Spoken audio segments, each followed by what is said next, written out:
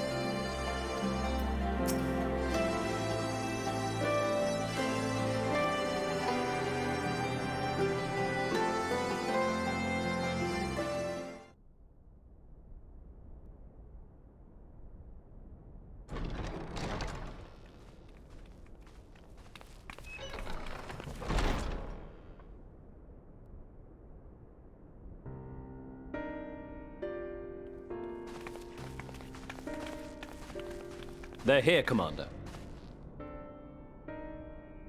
And I, for one, am grateful that they are. Told you've been busy since our paths last crossed at the Gimlet Dark. Not that I understand half of it. When the Scions spoke of other worlds, I'd struggled to describe what I pictured. Mayhap things would seem clearer were I to hear the tale from your own lips. But I'm afraid the situation will not afford us that luxury. I trust you two require no introduction. We meet again, hero of Eorzea.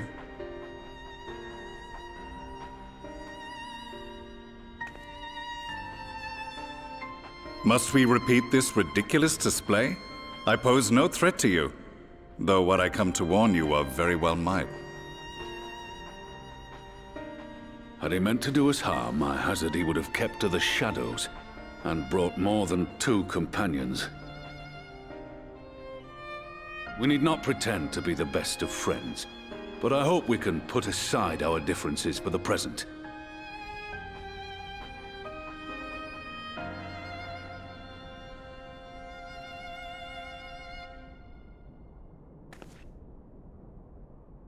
As you are doubtless aware, Sir Estinian and I cooperated to rid the world of Black Rose in your absence.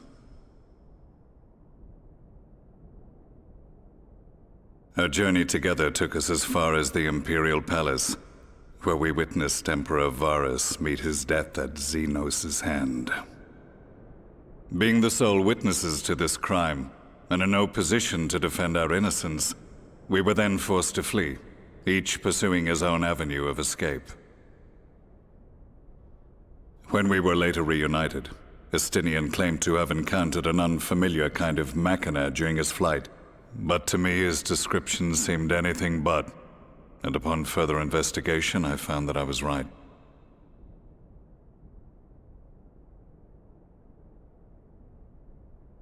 The Empire is developing a new Ultima weapon. What, that Allagan monstrosity, created to vanquish primals, with which you yourself once thought to conquer Eorzea? The same. In my foolishness, I sought to harness its power, and became the Ascian's pawn in so doing. But you know as well as I how that tale ended. The weapon itself, excavated from beneath this very city, was destroyed ere we could fully unravel its secrets, and that should have been the end of it. But unlikely as it sounds, the Empire's efforts to recreate it have somehow borne fruit, primarily through secret research conducted by the 7th Imperial Legion, it would seem.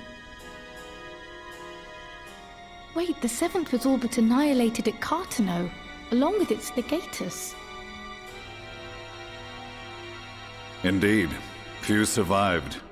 The 7th, as it is now, has little in common with the Legion led by Vandanis, and its leadership has changed hands several times since.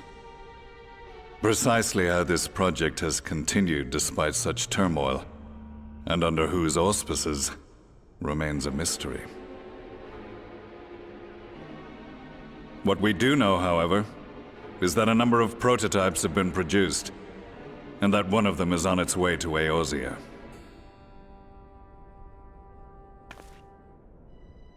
We attempted to stop it, but it was all we could do to slow its progress, so we resolved instead to bring you warning. And right glad are we that you did, though it soundly dashed our hopes that tensions might ease at last. As it is, we've begun to strengthen our presence in the Gimlet Dark, and are assembling a force to meet the coming threat. A force with you in its vanguard, I hope. Before you say anything, I know full well you have pressing concerns of your own. Your comrades remain in peril, and I would not ask you to forsake them. But the fact remains that you, and you alone, have faced the Ultima weapon, and emerged victorious. We need you. And so, when the time comes, if your comrades can spare you, I bid you lend us your strength. I've assigned an officer to await your word.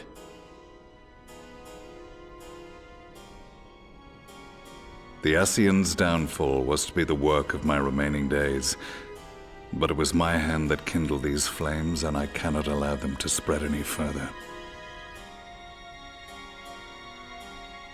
I will do what I must to see this mistake consigned to history once and for all, even if it means begging your aid. The Fates will enjoy the irony, even as I endure the ignominy.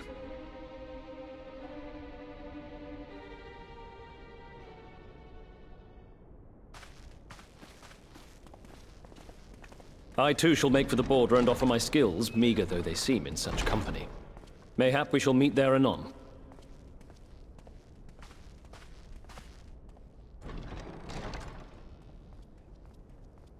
Though we can ill afford to ignore the coming of a new Ultima weapon, our friend's plight grows ever more precarious, and none save you can join them in the first. I only hope you are not forced to make a choice.